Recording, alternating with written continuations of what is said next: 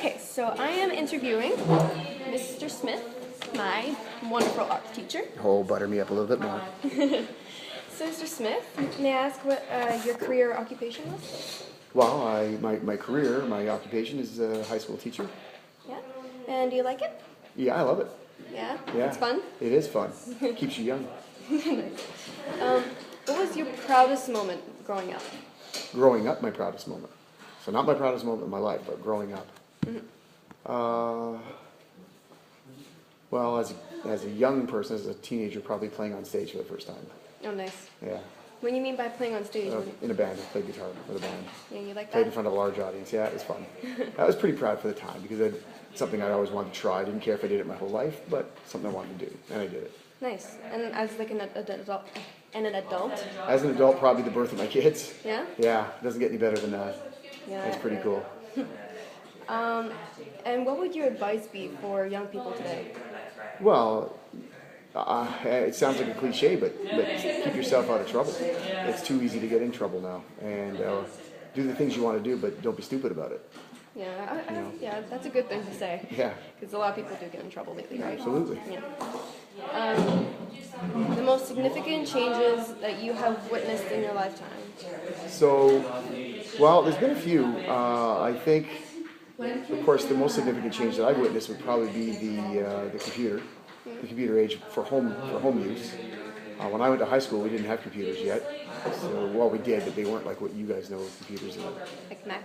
Oh, no. These were large, full-wall banks of computers with tape that would run around and spin around and switches and lights and stuff. And it was even called informatics back then. So I think that, and probably the other significant change would be the internet because of the computer. Yeah? Yeah. See, I didn't know that. Let's see. Did you have any other career occupations while growing up? Well, I had other occupations. There's a difference between a job or an occupation and a career. A career is the thing that you work for, that you work at, and that you enjoy doing, and that's why you continue.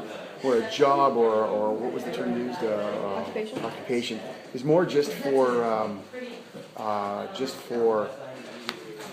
money. And of course, I worked 14 years in a grocery store. I worked as a survey. I would conduct surveys for national companies. I worked in a sports store as a commercial artist. I worked as a bouncer for a bit. I worked, now a very short bit, but I was hired as a bouncer. I worked as oh my God, I had so much. I did demolition for old houses. So I've kind of done a little bit of this, a little bit of that.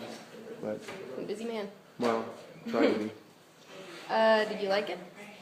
Well, I was, 18, 19 years old, so I guess the answer is no. I'd rather be doing nothing than working all the time. But I had a goal at that time. The goal was to pay off my first nice car, and that's why I worked my butt off to do that. So no, I guess the answer is I didn't really enjoy it. It was a job, and that's the difference between a job and your career. Right? I enjoy what I do now, and if I was independently wealthy, I'd probably do this for free. But that's the big difference, I guess. Okay. And being a teacher now for art, and you're doing drama now as well. What do you find so great about it? So what about it? What do you find so great about it?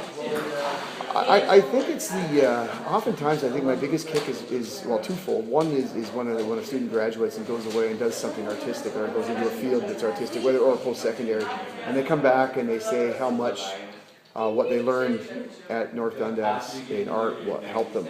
That's really cool. And the other thing that happens on a more daily basis is when you can teach somebody something and they look at you and smile because they just figured it out, or they just got something that's going to help them do their art.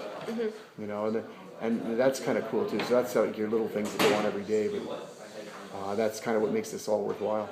Wow. What isn't so good about it? Who's going to hear this? Well, it's for a class I'm doing.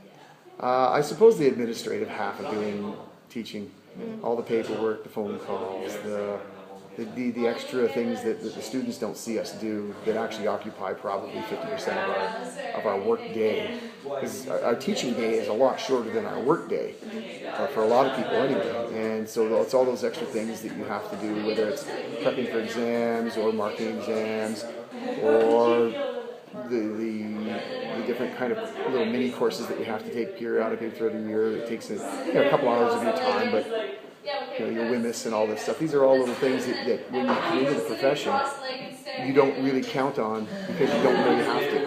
And all of a sudden, over time, they build up and you do one more and one more. And all of a sudden you think, wow, I'm doing more of this than I am of the actual teaching part of things. Yeah. And that's probably the most frustrating, or the part I like least about the job or about the profession. So that's a long answer. Yeah, it is, but that's okay. It's details. If you had to do it over again, would you change anything at all? In life or with teaching? Life. Yeah, I think I would have been smarter about some of the choices I made in my late teens and early 20s. I don't mean the people I hung around with, but just some of the things I did that I probably shouldn't have done. And I'm not even talking about illegal, just personal things, I don't know. I always said that I really don't have any regrets. I regret not doing things more than I regret doing things. I would hate to not do something. Okay. Okay. Well.